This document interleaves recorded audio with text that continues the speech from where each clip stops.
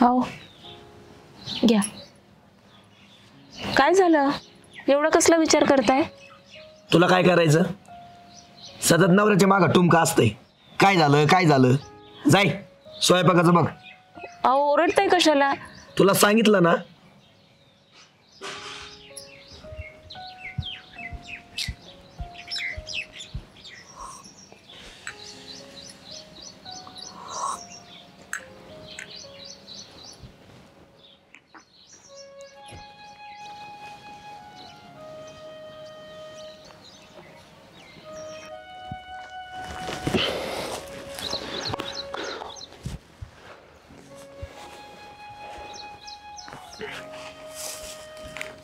Hello. ऐक ना रव्या, मला 2 लाख रुपये ऍडजस्ट करून दे ना. अरे सुहास, तू काय येडा झाला का रे? 2 लाख रुपये कुठून आणणार आहे मी? अरे इथं माझ्या विहिरीचं पाणी आटलंय, मला बोर घ्यायचंय, मला बोर घ्यायला पैसे नाहीत माझ्याजवळ. बायको 2 दिवस झाले माझ्या मागं लागली, आठवड्याचं बाजार भरायला पैसे नाही माझ्याजवळ. हे बघ, इथून मागं मी तुला सगळी मदत केली, पण ह्यावेळेस माझ्याकडून ऍडजस्ट होईल असं मला नाही वाटत. अरे काय झालं, मागच्या वर्षी जमीन घेतली होती तेव्हा पैसे कमी पडले होते, म्हणून ते आबा पाटल्याकडून 5 लाख रुपये घेतले होते 10 रुपये टक्केनी. यावेळेस जर पैसे दिले नाही ना, घेतलेली जमीनसुद्धा विकावी लागेल आणि मग गावात भावकीत मान खाली घालावी लागेल. अरे सुहास, तू सगळं खरं आहे रे, पण तूच सांग आता कसं करायचं बरं? बरं, माझ्याकडून काय होतील तेवढं मी करतो, ठीक आहे? चालन, चल ठेवू का? बरं.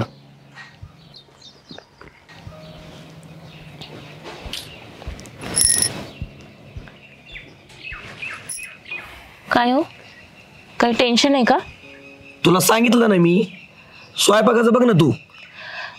एवढं रागवताय कशाला? तुम्ही टेन्शन मध्ये दिसताय म्हणून विचारते ना. झालं विचारू, जा मग आप. पैशाची काही अडचण आहे का? तुला सांगितलेलं कळत नाही का? तुला काय करायचं? कसं कळत नाही का? बायको आहे मी तुमची, आणि नवरा टेन्शन मध्ये असताना विचारणारच ना मी. तुमच्यासारख्या बायकांना ना काही कळत नाही, नाही तिथं नाक खूप सवय लागलेली आहे. अहो पण काही गरज असेल तर मी मदत करू शकते ना. 2 लाख रुपये पाहिजे मला, देती? झालं का समाधान आता? कळत तर काही नाही.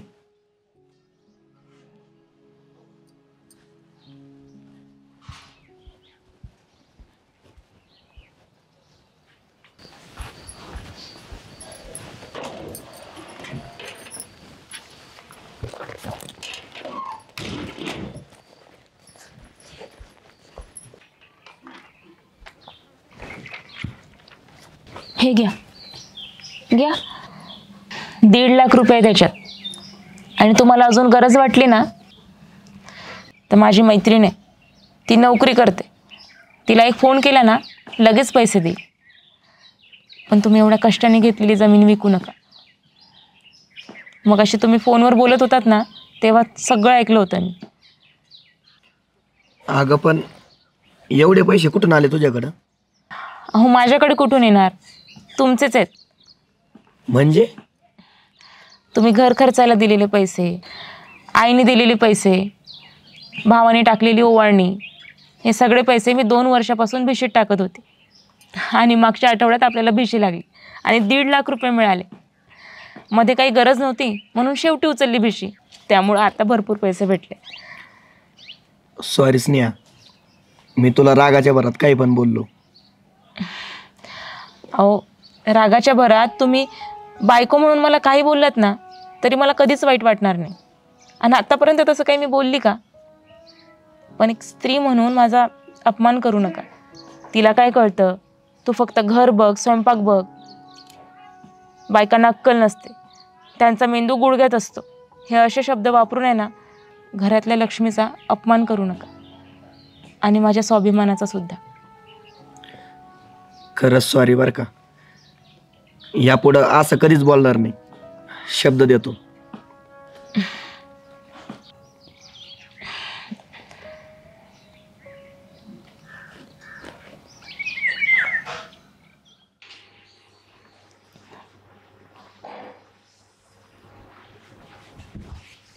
स्वयंपाक झाला का? भूक लागली मला.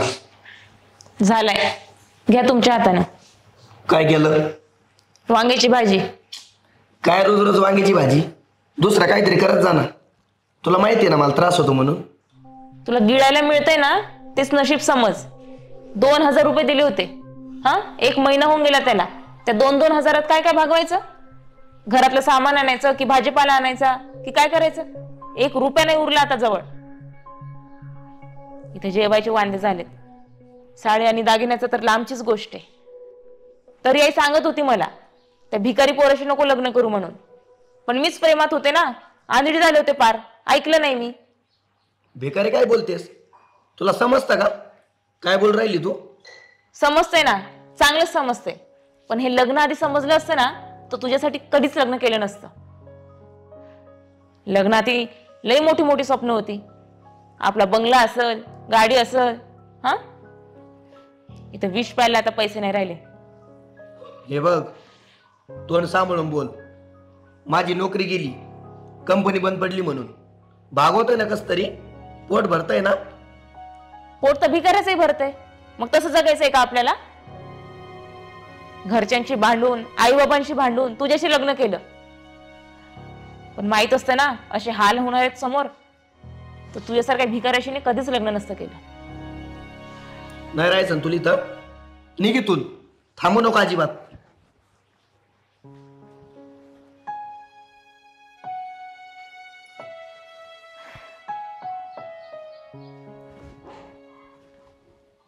स्नेहा, डबा झाला का? कामावर चाललोय मी, दे बरं. नाही केला आज डब्बा. आणि रोज रोज डब्बा करायला मी काही घरातली मोलकरी नाही का?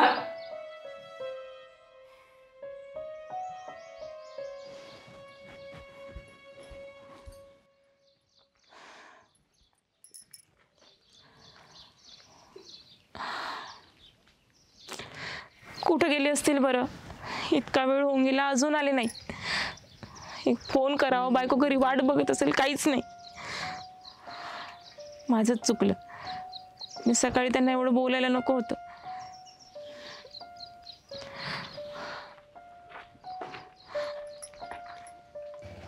अहो, कुठं गेला होता तुम्ही? आणि मला फोन का नाही केला? किती वेळची फोन लावते तुम्हाला. फोन बंद आहे तुमचा. बायको घरी आहे, वाट बघत असेल, तिला काळजी वाटत असेल, काहीच वाटत नाही का हो? आणि का लागला एवढा उशीर? हे बघ, आजपासून आहे ना मी दुसऱ्या कंपनी पार्ट टाइम जॉब करतोय. 4 पैसे येतील घरात. अगं 6 महिने झाले तुला एक साडी पण नाही घेतली. दागिने तर लांबची गोष्ट आहे. आणि मोठ्या कंपनीत जर जॉब भेटला ना मला, दागिने पण घेऊ. मला काहीच नकोय.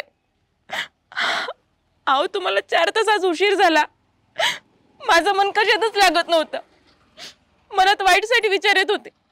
यांचं काही बरं वाईट झालं नसेल ना. माझी चूक झाली. मी सकाळी तुम्हाला काही बाई बोलायला नको होतं. आणि तुम्हाला सांगते, मी एखाद दिवस उपाशी झोपल, जुनी साडी घालेल, पण तुमच्याशिवाय नाही जगू शकत. मला तुम्ही पाहिजे. हे बघ, आपले आता वाईट दिवस आहेत, पण हे दिवस सुद्धा आहे ना नक्की जातील. अगं स्नेहा, मला तुझी साथ हवी आहे. तुला राणीसारखं जपायचंय मला. मला नको राणी वगैरे काही.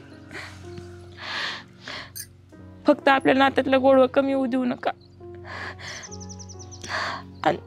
सॉरी, मी तुम्हाला सकाळी डब्बा नाही बनवून दिला ना. भूक लागली असेल ना खूप. चला लवकर आवरून घ्या. मी पण नाही जेवले सकाळपासून. चल. चला.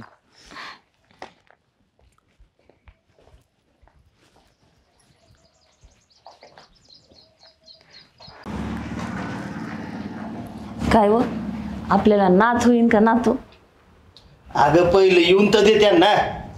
हे रतारा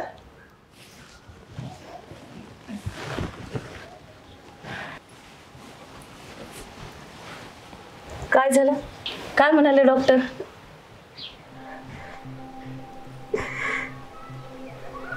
बाळ बरं आहे ना?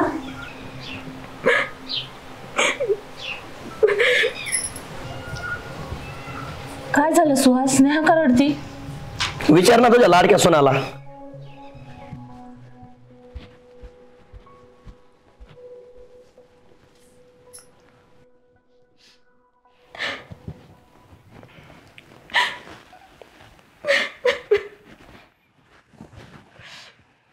रडणं बंद करते आधी. आधी काळजी घेतली नाही ना आता काय रडून उपयोग आहे? मी काही मुद्दामून करते का? मला कशाला ओरडताय तुम्ही? पाय घसरून पडली नसती ना बाळ वाचलं असतं. दुसऱ्यांदा असं झालंय. पहिल्या वेळेस रात्रभर जागायची, सतत बाहेर खायची. कधी ऐकलं का नवऱ्याचं? चुकलं माझं. मग काय मला आता सोडून जाणार आहे का तुम्ही? हे बघ, रडू नको, नाटकं नको करू. नाहीतर काय? मारणार आहे का मला तुम्ही? मारा ना, मारा.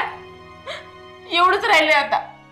मारणार नाही, घटस्फोट देईन तुला आणि दुसरं लग्न करल.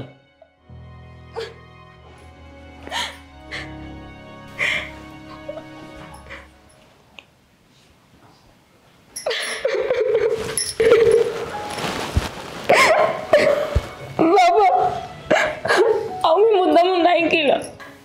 खरंच मी मुद्दामून नाही केले. चुकून माझा पाय घसरला.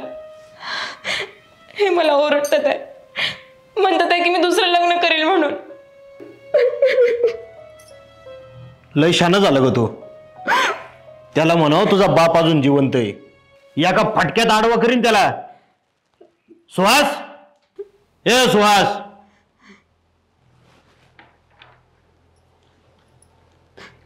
काय रे लय शान झालं तू. दुसरं लग्न करायचंय का तुला? मग काय करू?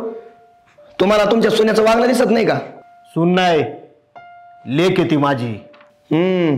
तुम्ही लाडवून ठेवलं ना तिला, म्हणून ती हलगर्जीपणा करते. त्याच्याचमुळे आहे ना दुसऱ्यांदा मिसगॅरेज झालंय.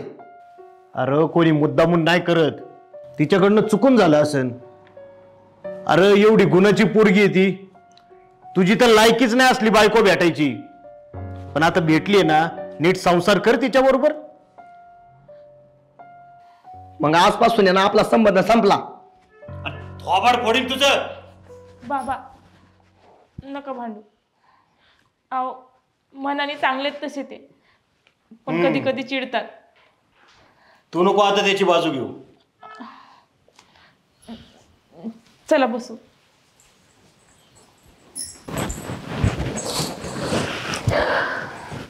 सुहास, मुद्दाम भांडतोस ना रे तिच्याशी? हो आई. स्नेहाला असताना तिचे बाबा वारले.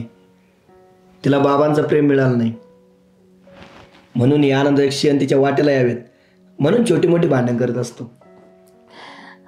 सासरा असतोच बघ बापाच्या जागी. पण आमच्या पिढीला ते समजलंच नाही बघ.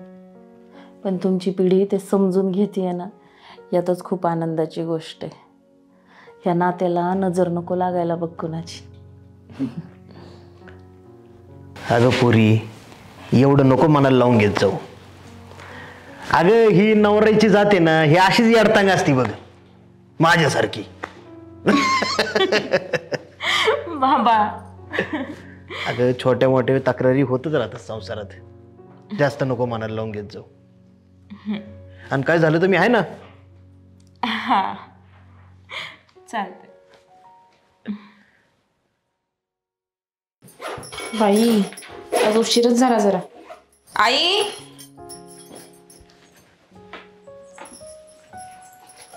हे घ्या तुमचा डब्बा.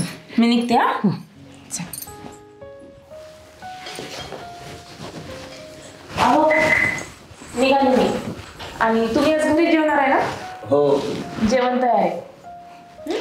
तुम्ही पण जेवण करून घ्या आणि लिहू नये. शेतात जाऊ नका, गडी हायत.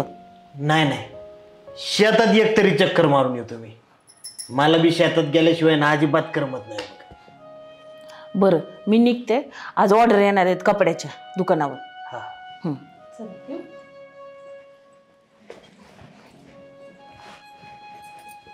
आम्ही निघतो शेतावर.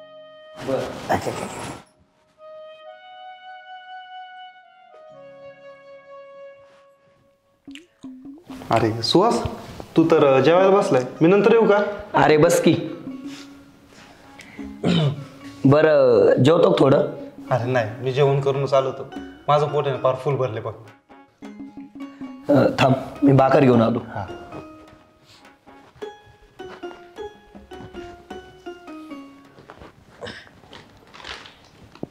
अरे सुहास, काय रे तू सारखं उठतोय भाकर घेऊन येतोय? अरे भाकरच येईल ना ताटात. कस काय ना आपोआप, भाकरीला काय पाय थोडेच आहेत. अरे तसं नाही रे, म्हणजे घरात कोण नाही का, आई वहिनी वगैरे? अरे ते बाहेर गेलेत कामासाठी, आणि जरी घरी असते ना तरी मी स्वतः जेवण स्वतःच घेतो. अरे तुला साधा सरळ माणूस आहे रे. अरे माझ्या घरात मी एक आवाज टाकला ना भाकर लगेच ताटत देते. अरे घरातल्या बायकांना काम तरी काय? अरे घरात चटणी भाकरी कालवण मला काय लागू दे, डायरेक्ट ताटात आणून देतात. आणि मला दुसरं काही घरात लागत असेल ना फक्त आवाज टाकायचा. अरे वा, म्हणजे तुझ्या घरी स्वयंपाक तुझे वडील करतात का? कारण बायका तुझ्यासाठी एवढी धावपळ करतात म्हटल्यावर. अरे तू काय बावळट आहे का रे?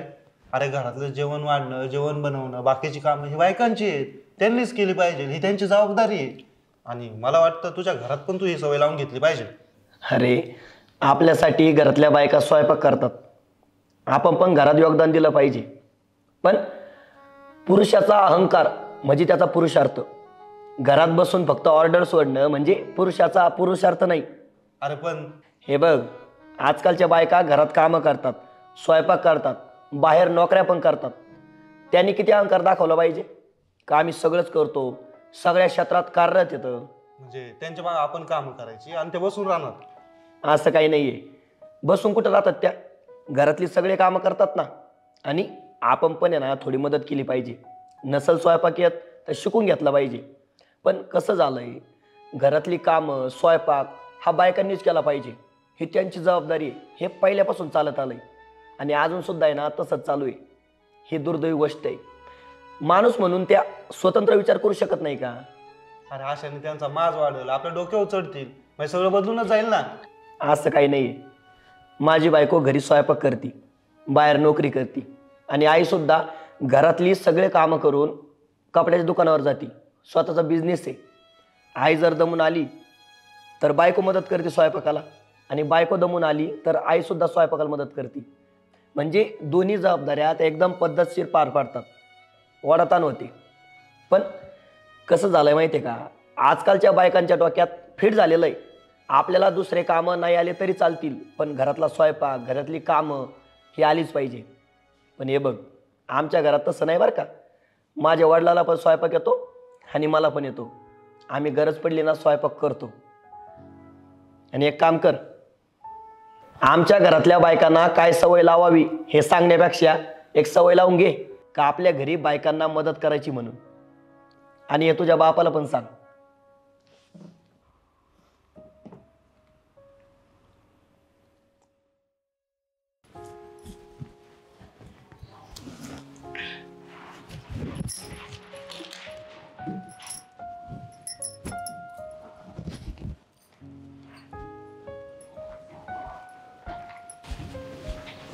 सासूबाई, माझं पण झालंय आवरून. आत्ता त्यांचा फोन आला होता, 5 मिनिटात येतीलच गाडी घेऊन. तू कुठं निघालीस? कुठं निघाली म्हणजे? अहो आपल्या ताईसाहेबांचं ओटी भरण आहे ना, तिकडेच चाललोय आपण सगळे. तुला तुझ्या आईने काही शिकवलं नाही का ग? हा, ओटी भरण्यासारख्या चांगल्या कार्यक्रमात वांजोट्या बायकांनी जायचं नसतंय ते? इतकी कशी ग बे अक्कल आहेस तू? माझ्या पोरीवर तुझी सावली पण नको पडायला. तिथे येऊन तिला अपशकुनी नको करू. 5 वर्ष झाले हिची कुसवजुवाना वांझोटीच. सगळे डॉक्टर केले, दवाखाने केले, देवदेव केला, तरी बी ही वांझोटीची वांझोटीच. थांब, आता येऊ देस त्याला सांगतेच दुसरं लग्न कर.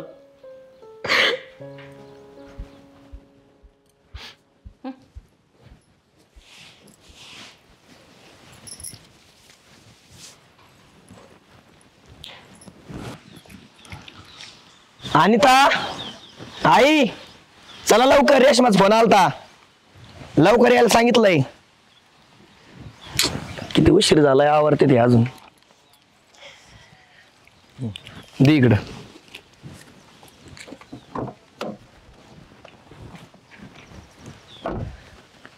अनिता कुठे आहे? बोलो बरं तिला, उशीर झालाय. ती नाही येत म्हणती, तिचं डोकं दुखतंय. अगं आत्ता तर म्हणली होती माझं सगळं आवरलंय आणि अचानक काय झालं? अरे तुझ्या बायकोचे किती नखरे असतात माहित नाही बाई. करू दे तिला आराम. चल आपलं. अगं पण आई, अरे चल, उशीर होईल आपल्याला, लय लांब जायचंय. चल चल. बस.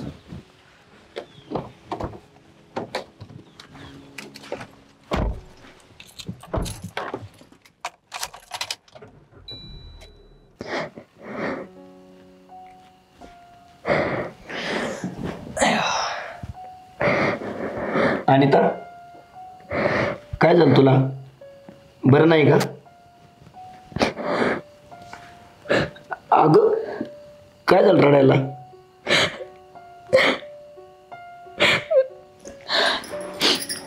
ऐका माझी विनंती आहे तुम्हाला, तुम्ही दुसरं लग्न करा प्लीज. अहो माझ्यामुळे तुम्हा सगळ्यांची हाल कशाला? या घराला लहान मुलाची गरज आहे, वंशाला दिव्याची गरज आहे. आई काय म्हणली तुला?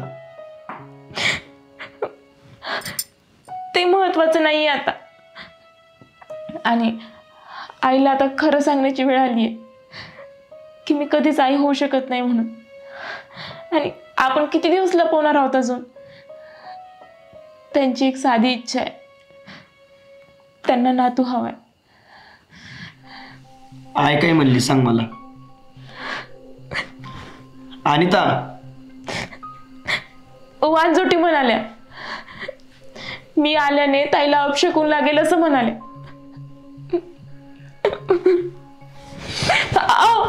थांबा.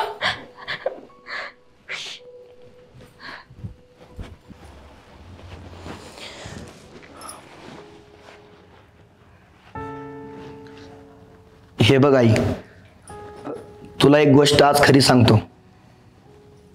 आपली अनिता कधीच आई होऊ शकत नाही, कारण तिच्या गर्भाशयाची पिशवी लहान आहे.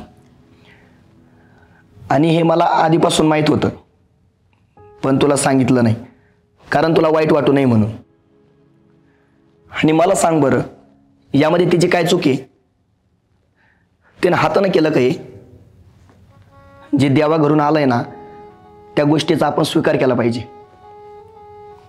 आणि हे बघ, हेच जर आपल्या रेशमाच्या बाबतीत घडलं असतं, तिनं म्हणजे तिच्या सासूना तिला जर वांजुटी म्हणून हिणवलं असतं, तर तिला आणि आपल्याला किती वाईट वाटलं असतं सांग बरं. कुणाच्या भावना दुखावण्याचा अधिकार आपल्याला नाही. तिला वांजुटी म्हणून हिणवणं, शुभ कार्यात येऊ न देणं, हे चुकीचं आहे. म्हणजे आपल्याच घरातल्या लक्ष्मीवर आपण अन्याय नाही का करत? तिचा सन्मान करणं हे आपलं कर्तव्य आहे. आणि वांजुटी असणं हा माणसाचा दोष असू शकत नाही. आणि हे बघ, तुला जर नातू हवा आहे ना, आपण आपल्या रेशमाला सांगू ना, अजून एक मूल होऊ दे आमच्यासाठी. नाहीतर एक काम करू, आपण अनाथ आश्रमातून मूलबाळ आणू. तू म्हणशील तिथून आणू, पण मी माझ्या बायकोला नाही सोडू शकत.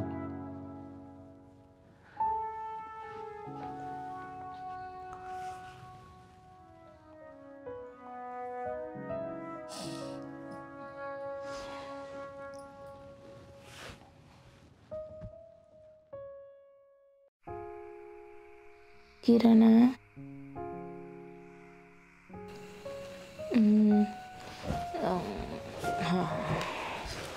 2500. ट्रॅव्हलिंग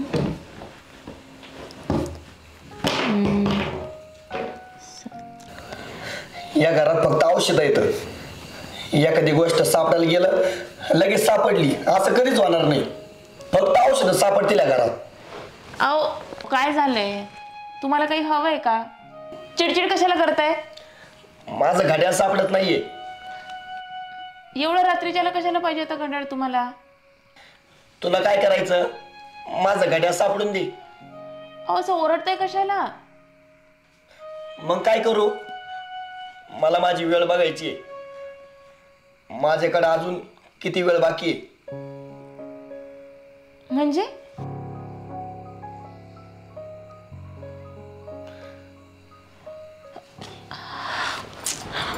अहो,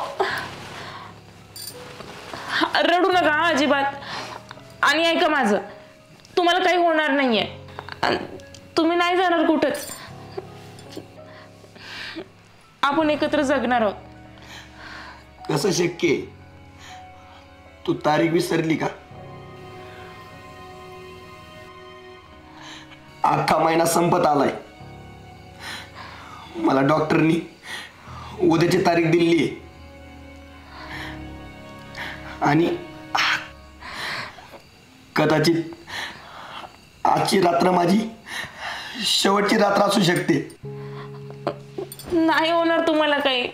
मी सांगते ना तुम्हाला, कुठं जाणार नाही तुम्ही. अगं, तुला माहिती आहे ना, मला ब्रेन ट्यूमर आहे. मी 6 महिने जगलो, हीच खूप मोठी गोष्ट आहे. मी विसरून गेले होतो तुम्ही आजारपणात आहात म्हणून. मी जगायला लागले तुमच्यासोबत. तुम्ही नाही जाणार कुठं. तुम्ही आजारी आहात, तुम्ही जाणार आहात, मला काहीच लक्षात नाही. तुम्ही जगणार आहात माझ्यासोबत. स्नेहा, तू शांत हो ना, रडू नको. फक्त माझं एक काम कर, माझं घड्याळ दे ना शोधून, प्लीज.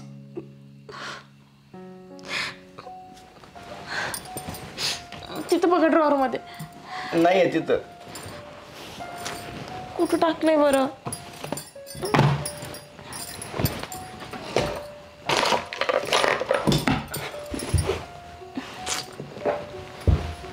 इथं पडलं होतं.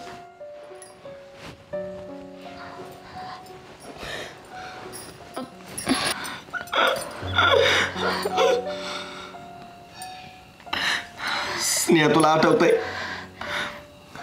आपलं लग्न झाल्यावर तुम्हाला हे घड्याळ पहिलं गिफ्ट दिलं. मी खूप याला जपलं, माझ्या स्वतःच्या जीवापेक्षा जास्त. आणि हे फक्त घड्याळ नव्हतं. जेव्हा हे घड्याळ माझ्या हातात असायचं ना, तेव्हा असं वाटायचं तू सुद्धा माझ्या सोबत आहे.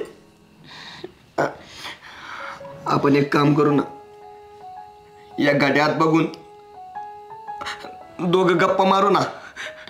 जेवढे तास राहिलेत माझ्या आयुष्यात तेवढे तास तरी. अहो, राहू द्या ना. नाही होणार तुम्हाला काही. नाही जाणार तुम्ही कुठंच. आपल्याला जगायचंय ना. आपलं ठरलंय ना, आपण रात्रभर गप्पा मारायच्या. हा, स्नेहा, आपलं लग्न ठरलं होतं आणि मी माझ्या घरच्या सोबत तुला पाहायला आलो होतो. पण नीट बघितलं पण नव्हतं, कारण तुझ्यापेक्षा मी लाजायचो जास्त. आणि एकदा तुला बघण्यासाठी मी तुझ्या कॉलेजमध्ये पण आलतो माझ्या मित्राला घेऊन. पण मला समजलं पण नाही एवढ्या मुलीमध्ये तू कुठे नेमकं. पण नंतर तू मला दिसली होती. पर्पल कलरचा ड्रेस घातला होता, वाऱ्यावर केस उडत होते, हातामध्ये पुस्तक होतं. एकदम पिक्चर मधल्या हिरोईन सारखी दिसत होती तू. आणि मी तुला पाहून पागल झालो होतो. मला असं वाटलं एवढी भारी बायको माझ्या आयुष्यात आहे, मला भेटणार आहे. खरंच मी किती भाग्यवान आहे. पण आज तुला अर्ध्यावर सोडून जावं लागतंय. मी अर्ध्यावर डाव मोडून जातोय. माझ्यामुळं आयुष्यभर तुझी फरफट होईल. ग बसा बरं. तुम्ही स्वतःला दोष देऊ नका बरं. आता हे काय आपल्या हातात आहे का? आणि आपलं ठरलंय ना आता उरलेला वेळ मस्त गप्पा मारायच्या, खूप साऱ्या गप्पा, रात्र जागायची आपल्याला.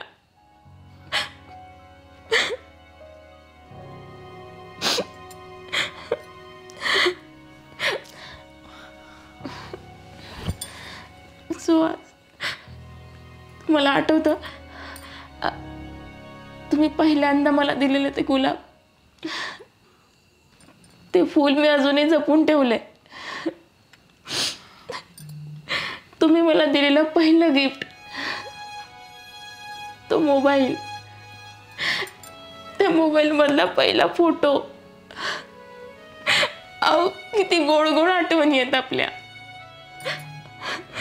आणि लग्नानंतर आपण हनीमूनला गेलो होतो तिकडे कोकणात. तिकडं पाण्यामध्ये मला खूप भीती वाटायची आणि तुम्ही परत परत मला पाण्यात उठ. आणि सुहास सुहास सुहास सुहास सुहास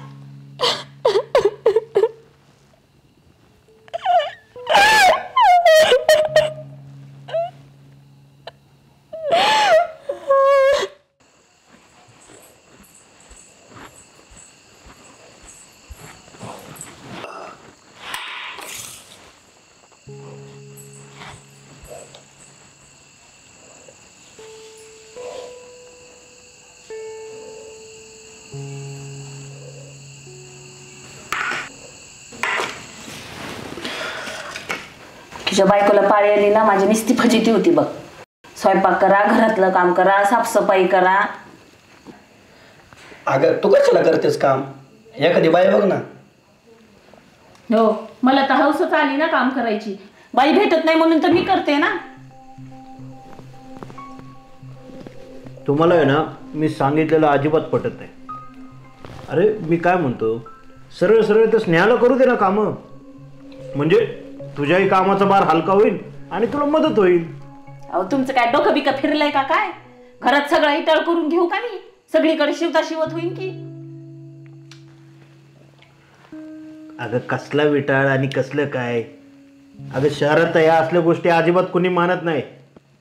शहरं सुधारली, गावं पण सुधारायला लागलीत आता. तू सुधर जरा.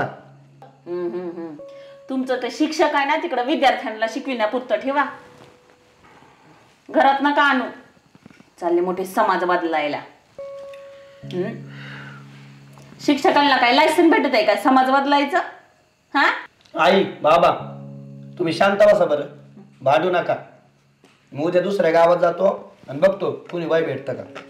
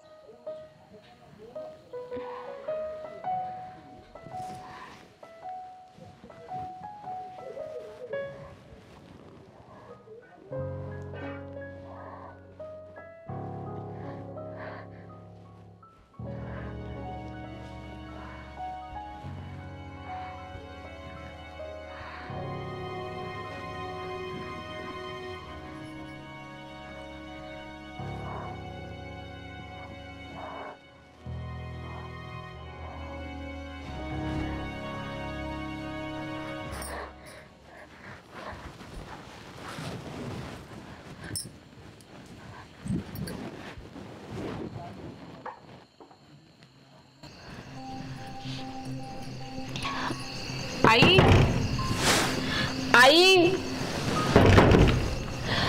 आई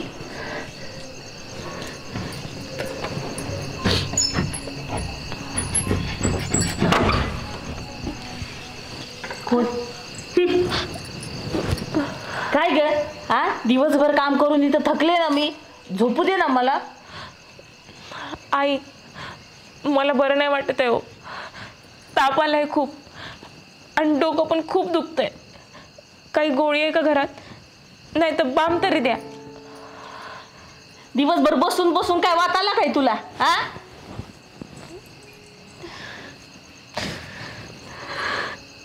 काय झालं बाळा तुला?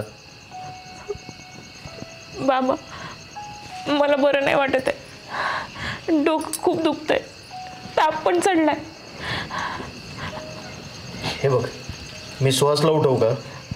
तो देईन तुझं डोकं चेपून.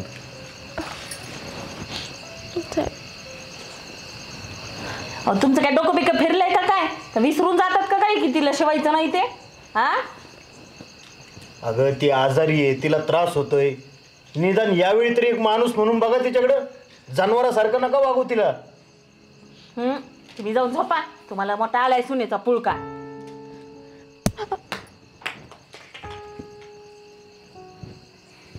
सुहास, कुठे चालला तू?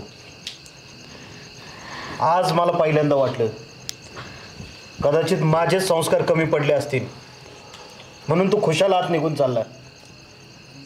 अरे तुला बायकोची थोडीफार काळजी आहे की नाही? तिला त्रास होतोय, दुखतंय, तिचं ताप आलाय. अशा वेळी तू तिच्या सोबत नको थांबायला? अरे निदान चौकशी कर ना तिची. अरे बाबा, विटाळ वगैरे ही सगळी नैसर्गिक प्रक्रिया आहे, हे सुद्धा माहिती नाही का तुला? अरे बायकोचं दुखत असन, खुपत असन तर तिच्याबरोबर जो राहतो ना त्यालाच खरा पुरुष म्हणतात. आज तुझ्या बायकोला त्रास होतोय, तिला तुझ्या आधाराची गरज आहे. अशा वेळी तिची सेवा करायची सोडून तू जाऊन झोपतोय खुशाल? अरे निदान माणसासारखी तरी वागणूक द्या रे तिला, का जनावरासारखं वागवणार आहे? जा, तिला आत घेऊन जा आणि तिला बाम लाव आणि डोकं चेपून दे तिचं. दुखण्या खुपण्यात सुद्धा बायकोची साथ देतो ना तो खरा पुरुष असतो. एवढं लक्षात ठेव कायम. जा घेऊन तिला आत. चल जावा.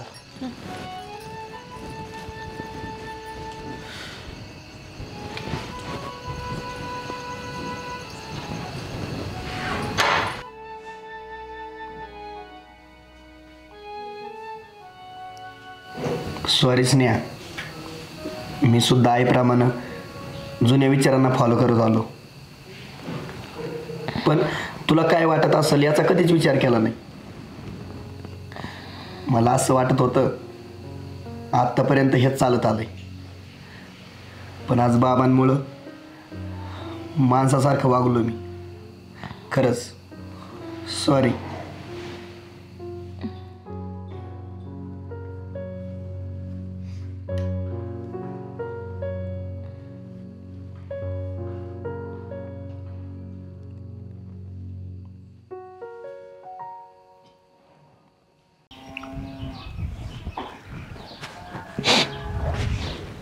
हे बघ रवी, रडू नको आता.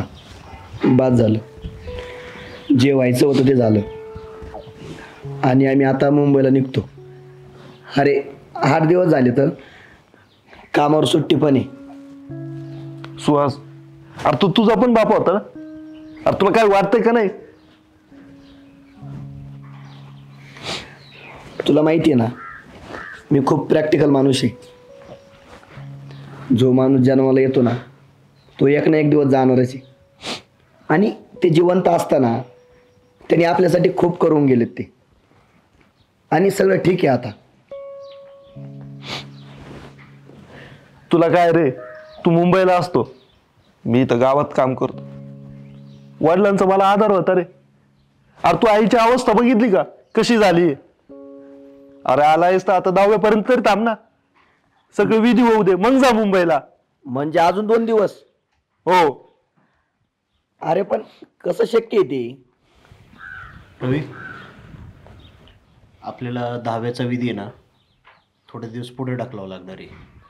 का? अरे घटनाच अशी घडली. काय? आपल्या भाऊकीतली एक म्हातारी होती, ती वारली आहे. पण आपण दावा का पुढे ढकलायचा? हे बघ, आपल्या भाऊकीतली म्हातारी वारली ना म्हणजे आपल्याला सुतक पडले आणि सुतकात तीर्थ घेता येत नाही. अरे तशी प्रथाच आहे, त्यामुळे धावा आहे ना थोडे दिवस पुढं ढकलावं लागेल. तेव्हा बाकीचे पाहुणे जे थांबलेले आहेत त्यांना सांग थोडे दिवस अजून थांबावं लागेल म्हणून.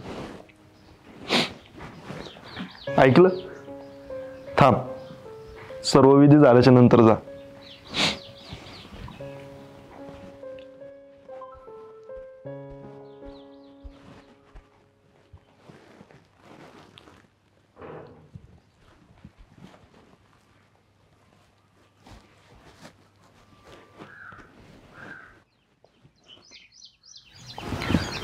काका एक विचारू का? तुम्हाला जर राग येणार नसेल तर. विचार की बाळा. म्हणजे हे 10वा 13वा करणं गरजेचं आहे का? इतक्या दिवस इथं पाहुणे ताटकट ठेवायची. मीच बघा ना, सगळे कामधंदे सोडून इथं बसलोय आणि त्यात तुम्ही 10वा पुढं घेतला. तुम्हाला खरं सांगू का, माझा या गोष्टींवर आहे ना अजिबात विश्वास नाही. पण मी रवीसाठी इथं थांबलोय. कसं आहे सुहास, या प्रथा परंपरा शेकडो वर्षापासून चालत आल्यात आणि त्या तशाच चालू राहणार. अहो पण याच्या मागचं तत्वज्ञान, शास्त्र हे लोकांना फारसं काय माहित नाहीये. जशा प्रथा चालत आल्यात ना तशाच सुरू येतं. मला तर वाटतं ह्या प्रथा बंद व्हाव्यात. अरे इथं माझ्यापाशी बोललाय, पण गावात कोणापाशी बोलू नको, लोक हाणत्यान तुला. अरे तू तर लोकांचं 10 13वच बंद करायला निघला की. मग काय तर हे बघ, त्या मागं सुद्धा काही ना काही शास्त्रच आहे. आता मला सांग, एखाद्या घरातला व्यक्ती मरण पावतो किंवा त्याचा मृत्यू झाला तर त्या घरातल्या लोकांवर दुःखाचा डोंगर कोसळतो. मग अशा वेळी त्यांचं सांत्वन करण्यासाठी, त्यांची समजूत काढण्यासाठी, त्यांना एकाकी वाटायला नको म्हणून नातेवाईक 10 दिवस तिथं थांबतात. बाकीचे नातेवाईक येत असतात. हा खरा त्या मागचा हेतू आहे. अहो पण सांत्वन ठीक आहे, पण या मागं शास्त्र काही नाही ना. शास्त्र नाही कसं? शास्त्र आहे ना. काय? अरे पूर्वीच्या काळी साथीचे आजार होते. एखाद्या व्यक्तीचा मृत्यू कदाचित त्यामुळे पण झाला तर तो आजार इतरांना पसरू नये. आता तूच बघितलं ना, प्लेग, डेंगू, कितीतरी जुन्या काळी आजार होते. त्याचा त्रास इतरांना व्हायला नको म्हणून लोक ही प्रथा पाळायची. अहो तेव्हा ठीक होतं, पण आता काय गरज आहे याची? आता काय गरज आहे? गरज आहे ना. कोरोनाच्या काळात बघितलं ना तू. आणि हा हे बघ, एखाद्या व्यक्तीचा दावा असेल तर त्यावेळी काय करतात, त्याचा जो मुलगा असेल किंवा भाऊ असेल, त्याच्या जवळची जी व्यक्ती असेल त्याला सांभाळणारी, त्याची आजारपणात काळजी घेणारी, तिची केस भादरतात का नाही? कारण की त्या व्यक्तीला देखील संसर्ग होऊ नये म्हणून त्याचं दहाव्याच्या दिवशी केस भादरली जातात. त्याला 10 दिवस असं लोकांपासून वेगळं ठेवलं जातं. हा त्यामागचा उद्देश आहे. आणि हा शिवाय पूर्वीच्या काळी कसं होतं, मोबाईल फोन असल्या सुविधा नव्हत्या. जवळच्या नातेवाईकाला जरी निरोप द्यायचा असेल आणि तो एखाद्या गावात राहत असेल तर लोकांना कधी कधी पायी चालत जायचं, कधी कधी बैलगाडीने चालत जायचं आणि त्या व्यक्तीला यायला उशीर व्हायचा. मग ती व्यक्ती आल्यानंतर सगळ्या नातेवाईकांची त्याची भेट व्हावी, निदान त्याला सांत्वन करता यावं, त्यांच्या दुःखात सहभागी होता व्हावं, यासाठी या सगळ्या सुविधा होत्या. अहो पण आता एक फोन जरी केला किंवा मेसेज केला, कुठं काय घडलं ते कळतं लगेच. आता काय गरज आहे बरं? त्याच्यात ते तीर्थ घेतल्याशिवाय सुटत नाही किंवा सुटकात तीर्थ घेता येत नाही. ह्या गोष्टींचा मागासलेपणा आहे ना, किंवा विचारांचा मागासलेपणा हा समाजाने टाकून दिला पाहिजे. अजूनही प्रथेच्या बेड्या समाजाच्या पायात ऋतून येत किंवा बांधलेल्या आहेत. ह्या समाजाने बेड्या ना टाकून दिल्या पाहिजे. हे बघ, कोण काय टाकून देईन हे मला माहिती नाही, पण या परंपरा, या प्रथा या अशाच चालू आल्यात आणि चालतच राहणार.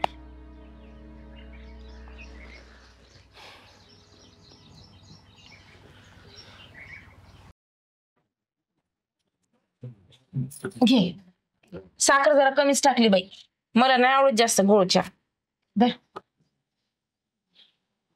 पूजा, अगे अगं काय झालं तुला? आणि कसलं टेन्शन आहे का काय? अगं गावात काय चाललं तुला काहीच माहित नाही का? काय ग? अगं लगीन जमत नव्हतं म्हणून 4 दिवसापूर्वी केशव पाटलानं फाशी घेतली. हा? आणि त्याची इच्छा पूर्ण राहिली. आता तो लग्न झालेल्या बायांच्या मागं लागलाय. अगं परवा दिवशी जाधवाची सुमी, तिला रातभर झोपू दिलं नाही, बेडवरच उड्या मारायची अगं. आणि काल सावंताच्या रेशमाला बाई केस मोकळी सोडून गावभर हिंडत होती आणि गाड्याच्याच आवाजात बोलायची अगं ती. बाई आता हे काय ग नवीनच? तुला तर काहीच माहित नसतं बघ तुमच्या नवरा बायकोला. जरा माणसात राहत जावं की. पूजा, मला लय भीती वाटायला लागली बघ. अगं यांना कामावरून यायला रात्र होती आणि तोपर्यंत मी एकटीच असते घरात. हे बघ, दिवस मावळल्यावर बाहेर यायचं नाही. आणि किती रात्र झाली ना तरी लाईट बंद करायची नाही, कळलं का? हा काळजी घ्या. येते बाई मी. हो. अगं चहा घेईन नंतर कधीतरी.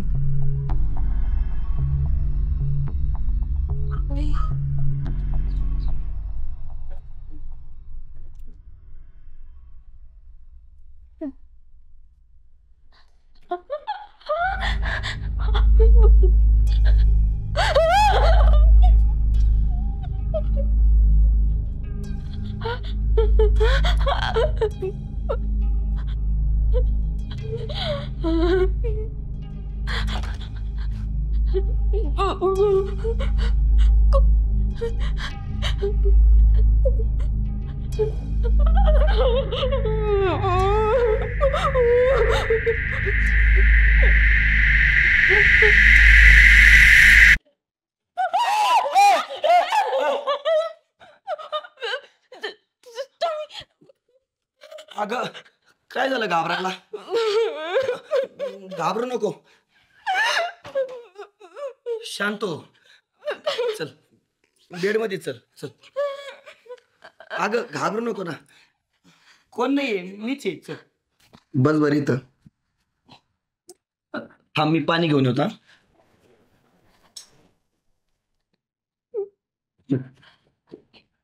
पाणी घे.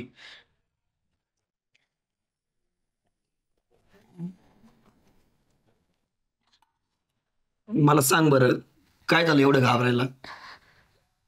अहो मला वाटलं केशव पाटलाचं भूतच आलंय. अगं भूतभीत काय नसतंय, हे सगळ्या कल्पना असतात.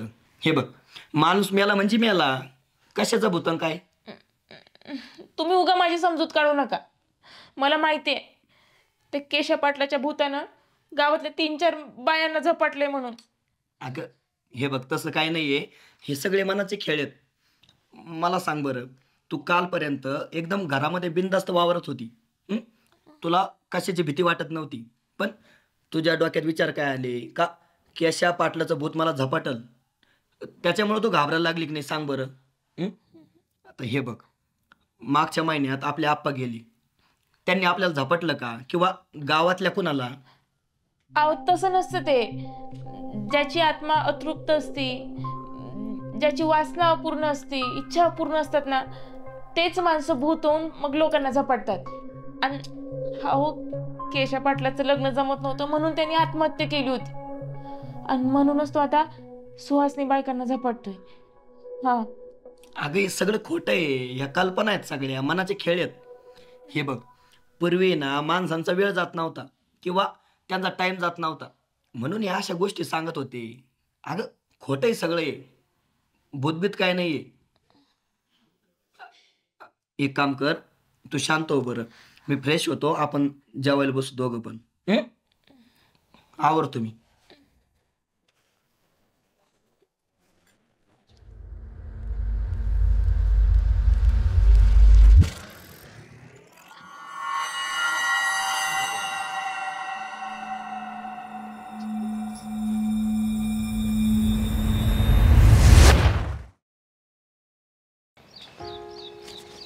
किती वर्ष झालं आली नाही.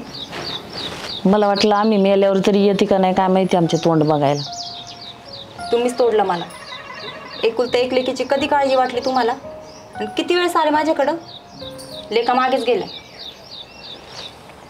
हो, तुला तरी कुठं जन्म देणाऱ्या बापाची आठवण आली तेव्हा तो आली भेटायला. तुम्हीच घराचे दरवाजे बंद केले माझ्यासाठी. आम्ही नाही बंद केली, तू स्वतःच ते बंद करून घेतले. भाऊ हिस्सा पाहिजे होता ना तुला. वाटणी पाहिजे होती ना, घे आता वाटणी. झालं ना समाधान तुझं? म्हणून नाती तोडली तुम्ही. सुरुवात कोणी केली?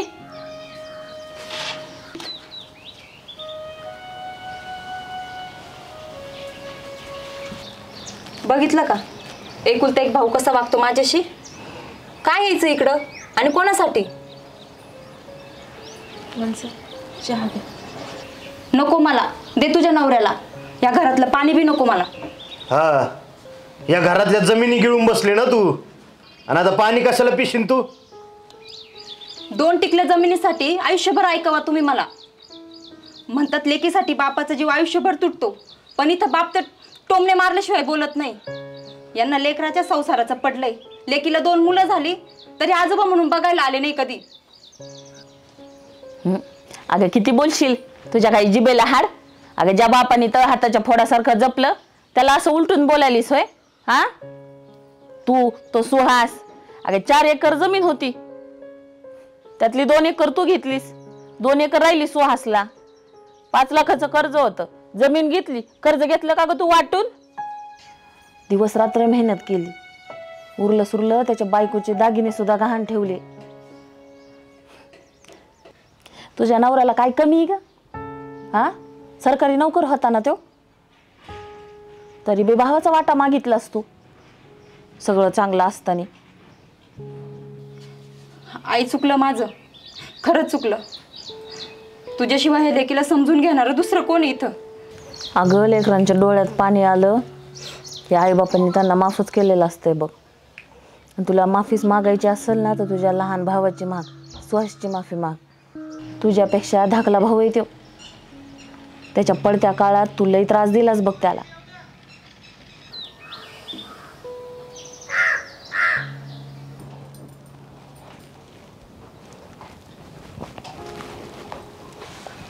कधी आली ती?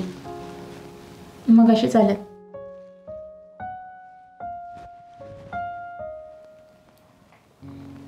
अहो, तुमच्या थोरल्या बहीण आहेत त्या. मनात असा राग ठेवू नका, बोला त्यांच्याशी. आणि किती वर्षाचा आबोला धरून ठेवणार आहे तुम्ही? हां, त्यांनाही एकच भाऊ आहे आणि तुम्हालाही एकच बहीण आहे. तुम्ही लहान असताना आई शेतावर जेव्हा कामाला जायची ना, तेव्हा त्यांनी आई बनून तुम्हाला घास भरवलाय, तुमची काळजी घेतली आहे. तुम्ही रडत होतात तेव्हा दिवसभर तुम्हाला खेळवलंय. बहीण भावाचं नातं किती सुंदर असतं, त्याला असं तोडू नका. हां, तिला समजायला नको? मोठी बहीण आहे, भावाची काय अवस्था आहे. 22चा मागायला नको, नंतर मागू. आनंदाने मागितला असताना दिला पण असता. मला तरी कुठं भाऊन बहीण आहे. भांडली सगळ्यांशी, बाबांशी पण. अहो, माणसं चुकतात, त्यांना माफ करता यायला हवं. त्यांची काहीतरी मजबुरी असेल ना. काय मजबुरी होती? चांगल्या घरात दिलं होतं तिला. चांगल्या घरात दिली होती, चांगल्या माणसात नाही.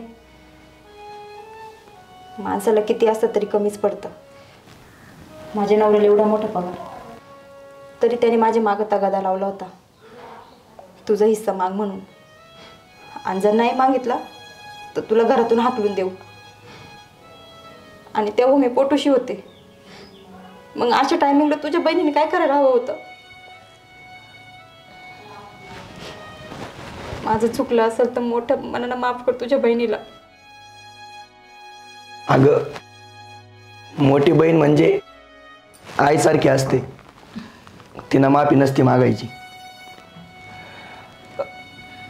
खरं तर तुझं खूप मोठं मन आहे. अगं, लहानपणी तू उपाशी राहायची आणि स्वतःचा घास मला द्यायची. मी बाबाकडे भरपूर वेळेस हट्ट करायचो कपड्यांसाठी.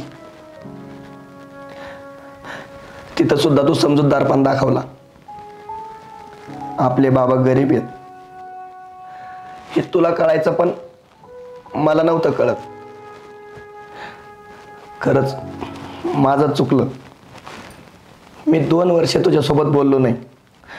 तुला घरात येऊन नाही दिलं. मलाच माफ कर. रडू नको. नको रडू, जाऊ दे.